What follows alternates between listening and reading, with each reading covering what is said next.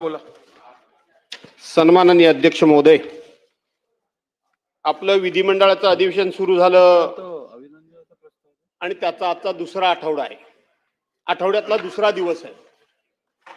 अध्यक्ष महोदय, विरोधी पक्षाच्या वतीनं आम्ही या कामकाजामध्ये 100% आपलं योगदान पण आणि आम्ही आमचं सहकार्य देखील आपल्याला देतो आहोत.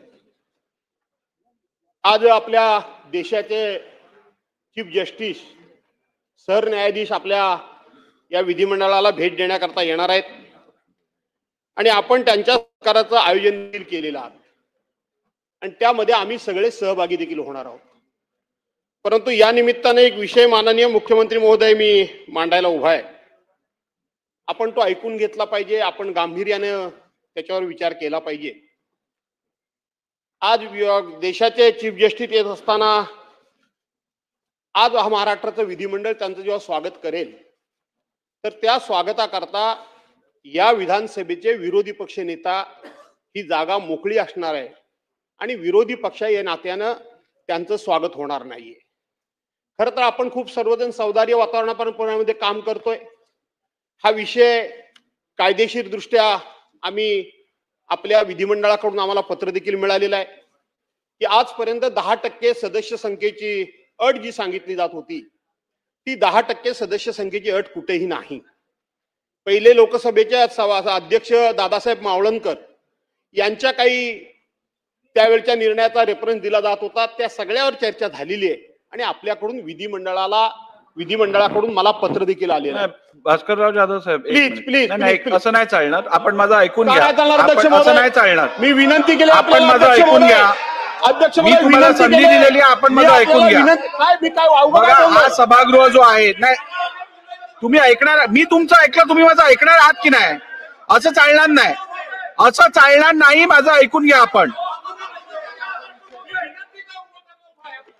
भास्करराव, मी अध्यक्ष महोदय, भास्करराव, मी आपल्याला विनंती करतो की हा मुद्दा जो आपण मांडताय काय हरकत नाही मांडायला, अध्यक्ष परमिशन त्यांच्या हातात आहे.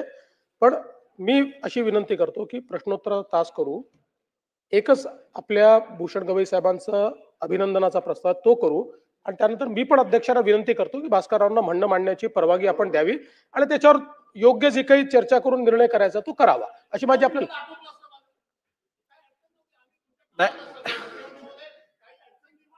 मी आपल्याला बोलायची संधी देतो, परंतु एक गोष्ट रेकॉर्डवर आणणं अत्यंत आवश्यक आहे. एक लक्षात घ्या, विरोधी पक्ष नेत्याला रेकग्नाइज करण्याचे संपूर्ण अधिकार हे विधानसभा अध्यक्षांचे आहेत. या संदर्भात सभागृहात चर्चा घडवून आणणं हे कितपत योग्य आहे तुम्ही ठरवा. हे माझे अधिकार असताना ह्या संदर्भात तुम्ही माझ्या दालनात येऊन मला भेटलेला आहात. या संदर्भात मी आपल्याबरोबर चर्चा केलेली आहे आणि योग्य निर्णय मी योग्य वेळेला घेणार हे पण आपल्याला आश्वासित केलंय. त्यानंतर सभागृहात या विषयाची चर्चा करणं कितपत योग्य आहे, प्रथा परंपरेसाठी हे आहे का, मला वाटत नाही हे योग्य आहे. अध्यक्ष महोदय, मी हेच सांगत होतो आपल्याला, मी हीच विनंती करण्याकरता उभा आहे. मी आपल्याशी वाद घालण्याकरता उभा नाहीये की आम्ही आपल्याला येऊन तिन्ही पक्षाचे आम्ही प्रमुख पदाधिकारी येऊन आपल्याला भेटलो, आपल्याला आम्ही पत्र दिलं, माननीय मुख्यमंत्री महोदयांना आम्ही भेटलो, दोन्ही माननीय उपमुख्यमंत्री महोदयांना भेटलो. शेवटी सनदशीर मार्गाने हा विषय सुटावा अशा पद्धतीचा आमचा प्रयत्न आहे. बीएससी मध्ये हा विषय आमच्या सहकार्याने काढला. अध्यक्ष महोदय, आपण हा निर्णय घेणार तो कधी घेणार हे जर आता एका मिनिटात सांगितलं तर एका सेकंदात आम्ही बसतो. नपेक्षा अध्यक्ष महोदय, आज आज आज आज आज ह्या देशाचे सरन्यायाधीश येत आहेत. अध्यक्ष महोदय, आम्हाला त्यांच्या समोर लोकशाहीचा गळा कसा घोटला जातो अध्यक्ष महोदय हे आम्हाला सांगावं लागणार आहे, हे आम्हाला बाहेर जाऊन बोलावं लागणार आहे. सन्माननीय सदस्य भास्करराव जाधव साहेबांनी हा निर्णय घ्या. आज या सभागृहात जो ऐकून तर घ्या. बसा जाधव साहेब, बसा.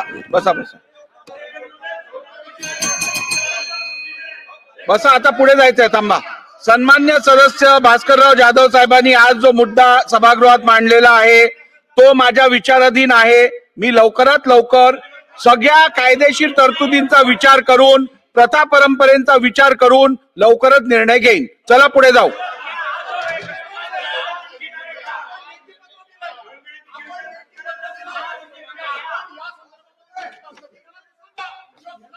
चला.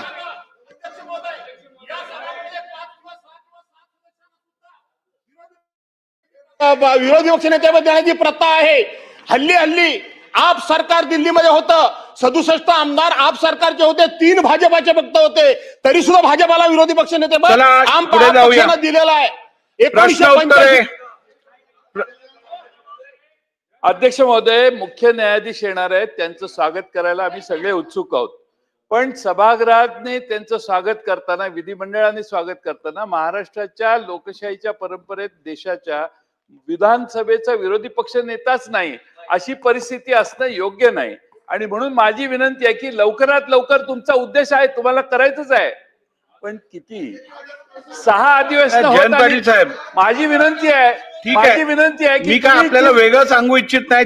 जो विषय मी आता भास्कररावांच्या निवेदनावरती मांडला, एकच विनंती आहे की तुम्ही ह्या आज करा, उद्या करा, पण किती काय विचार तुम्ही करता आणि इतका विचार करून निर्णय होत नाही, याचा महाराष्ट्राला अचंबा आहे. मी विचार करून निर्णय केल्यानंतर तो निर्णय सहजासहजी बदलला जात नाही, याचं उदाहरण आपण बघितलेलं आहे.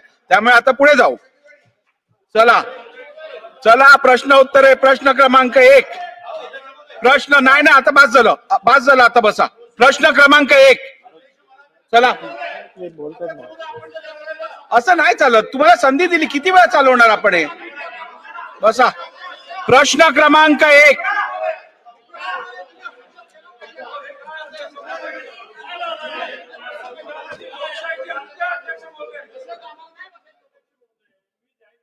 नाही, अध्यक्ष महोदय, हे लवकरात लवकर झालं पाहिजे ही भावना असणं ठीक आहे, इथे मांडलं हे ठीक आहे.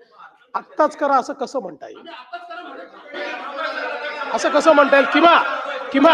किंवा जयंतराव, तुम्ही आत्ता या क्षणी तारीख सांगा, असं कसं म्हणता येईल? असं नाही म्हणता येणार ना.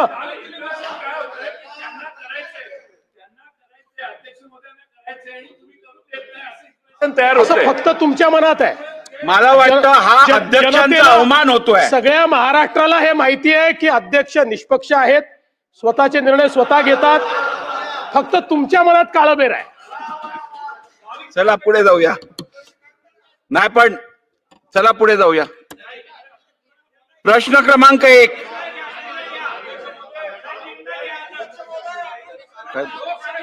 जामसुदकर साहेब बोला. अध्यक्ष महोदय, निर्णय घ्यायच्या होती. झालं आता, किती निर्णय बोलणार? घ्या. सगळे बोलले ना. प्रश्न उत्तर घ्यायची नाहीयेत का? प्रश्न क्रमांक 2. एक नंबर बोला ना. प्रश्न क्रमांक 2.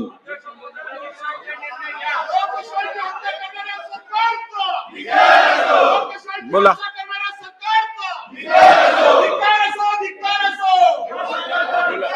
अध्यक्ष महोदय, आज आपण सर्वजण महाराष्ट्राचे